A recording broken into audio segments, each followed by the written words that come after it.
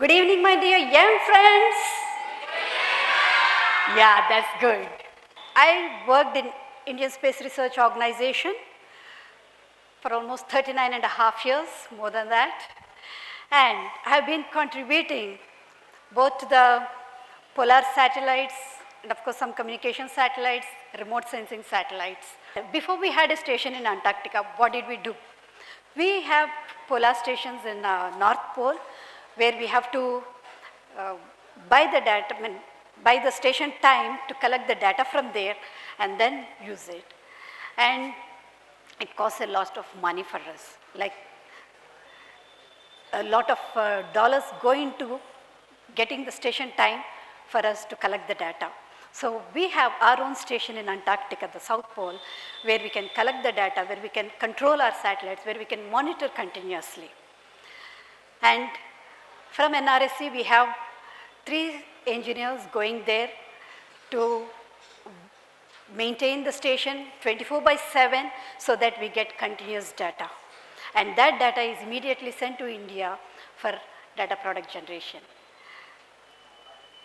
So how did I take this step?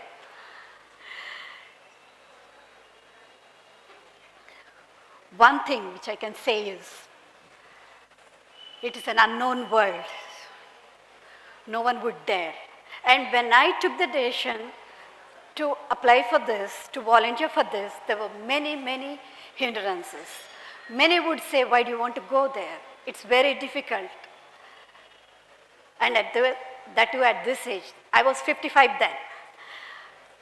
But then, trusting in the love of Lord Jesus Christ, who has laid down his life for me. And then with the sure assurances of his words when he said, lo, I am with you even to the ends of the world. I took it literally because that is one of the ends of the world and I'm going there into an unknown world, but trusting that the love of Jesus and his presence will not leave me, will not forsake me, will protect me. I dared to venture into this windiest, the coldest, the driest, and the most isolated place on this earth. We have to be fit there. And we are assessed for our medical fitness, for our psychological fitness, and the physical fitness. So we had to come to Delhi for all the tests, be it dental, ophthal, x-rays, ultrasounds, total BP, sugars. And general condition is at least no BP and sugar should be there. Once you go there and you have some issues, it's very difficult. So we should be medically fit. And I was medically fit. By God's grace, no BP, no sugar, even today. Yeah, thank God for that. And then psychological fitness, especially for overwintering people. If we have to stay on Antarctica for 1 whole year. See, even in a family when we are there, about 5 or 6 of us, for a prolonged period, there will be arguments and debates flying here and there, right? Yes? Yeah. But then how are you going to live? That becomes our home, that becomes our family. So are you able to gel with the team and stay? So that's what we are tested for, the psychological test. We have a written test and an interview, and they assess us whether we are psychologically fit. Because one disturbance in the expedition can ruin the whole expedition. So they are very, very careful in choosing the people. And then comes the physical fitness. So we are taken to Oli, the ITBP people, they'll be giving us the training. We had to go trekking, first 1 kilometer and then 1.5 kilometer and then with the load again 1.5 kilometer. And let me tell you, before this, I have never gone beyond Delhi. No snow, no mountains, nothing. Hyderabad is a plateau. Happily we can walk and run flat, right? It was difficult, but yes, I could do that. So, if we have to go to Antarctica, these are must. We should be medically fit, psychologically fit, and physically fit. So this is the training. We have a snow ice acclimatation where we are taught about the problems we can face on snow and how to maneuver in snow and ice with the ice picks and all. And how do we rescue one another? How do we keep ourselves safe? All the knots we are taught. So this goes on for almost 2 weeks. 1 week near Auli, in Auli. So the ITBP people will be teaching us the knots and all, and how to, and the physical fitness and all such things. And then the next week we go to Badrinath and then do this maneuvering in the snow and ice. So this is a part of it, and we are doing the rappelling, that's me, and hear me. So we are trying all these things with the help of this ITBP people. When I was doing that, there were some people, like, it'll be really frightening. Can I do this? Can I come through this? Will I be able to complete it? But my confidence was there were people who are well trained and they're able to protect us and then help us out. So I took it in my stride and tried to do it bravely. But there were some people also who were a bit afraid. Then from our team, one of the persons comes and tells me, Madam, aap kar sakte to main bhi kar sakti. I too will try. So that was the kind of encouragement which was getting into the other team members. Be in a team, not very fast, not very slow, but to be in a team. And invariably, I never stopped anywhere. Okay, the men used to go a bit faster and then go to the peak, but I used to make it to the peak. And they used to wait for me until that time and then come back again. So we had a good team, and the group dynamics was very good, like we were encouraging one another, supporting one another, and going that way. The food and the fuel are the lifeline for us there in Antarctica. So the fuel comes by the ship, and the food also comes by the ship for all the expedition members. And while in Antarctica, we are not supposed to litter that place. As per Antarctica Treaty, we have to keep the environment clean. And we are signatories to that treaty, so we have to maintain that. Are there any young children here? Do you remember your rhyme? Bits of paper lying on the ground. Makes the place untidy and pick them up, right?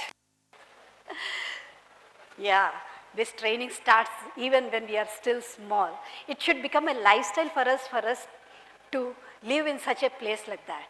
So we have to collect all the waste, whether it's plastic or tin or glass or biological waste, segregate it, compact it, and send back to the mainland for disposal.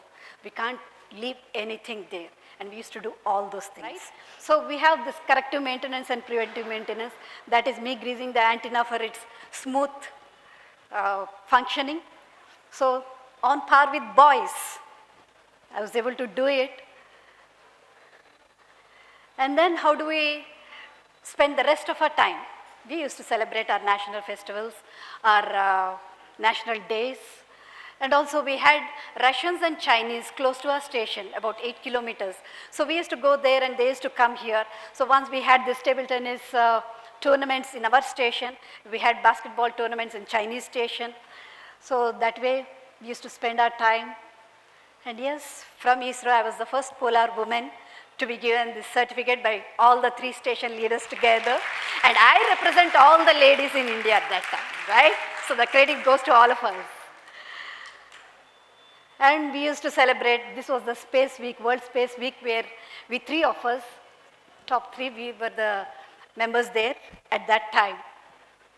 And we celebrated the Women's Day and also the other days. Apart from that, okay, it's a great place for learning also. So I told you we have to segregate the waste and then send it back. This is the souvenir I made for all our station members out of the waste which was about to be backloaded. You know, I saw this table tennis covers, racket covers. So I picked them up and then I was thinking, what can I do out of this? And this came out. So for all the 23 people, and it was a surprise for all our members, I just took the help of our carpenter. He was from BRO. And because I couldn't handle it myself, those huge equipments, but I learned that, and then filing and all such things, and yes, we were so happy. And here I put a smiley, but there I collected their photos, and for each one of them I gave that. So very happy and defining moments. At least I thought, okay, something good has come out of this expedition which I can remember for long. And on the International Women's Day, I stitched This love you mom and that Antarctica on the pillow cover for my mother. So that's how we kept spending our days apart from our work. And what is the uniqueness of polar regions? Yes, we read and see the pictures, but experiencing that is altogether a different one. So these are the auroras. Okay, you can see my face there, bravely standing, but we have to brave the chill there just for that photo, okay? And the moment those photos are taken, we'll run into the station just to keep ourselves warm again. And this is the chilling temperatures, on a good day where there was no breeze and we were able to take a walk. Just went out for a walk, and because of the sweating and all, it's all frozen there. And then we had the blizzard, almost 200 kmph, and our station was swaying like a cradle. Either we are in or out. But thankfully, yes, you can see me here. We have sustained that and then come out successfully. And then these are the icebergs, which you never get to see anywhere except North or South Poles.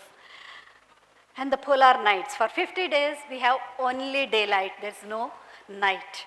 And almost for 50 days, again, there is only day. During these months of November, December, January, it's all polar days there in Antarctica, meaning there is no night at all.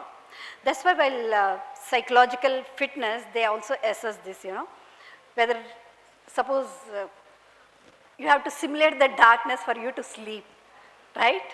Or are you able to bear that?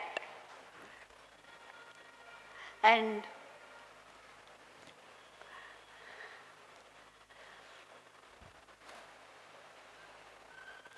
it gets so chill that the boiling water which are thrown up straight from the kettle, and instantaneously it has become vapor.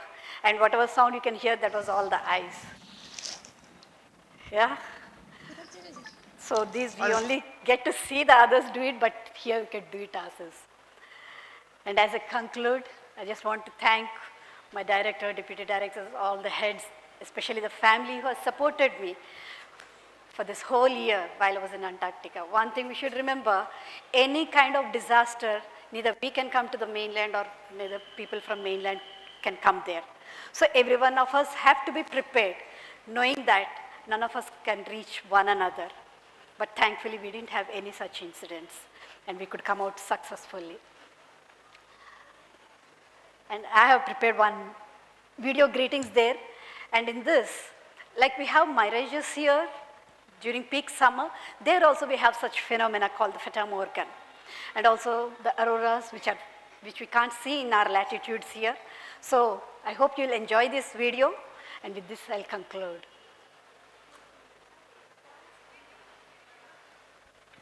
Hello, this is Mangala Mani, the eldest daughter of K. Sundarrao and Shantaratnamma.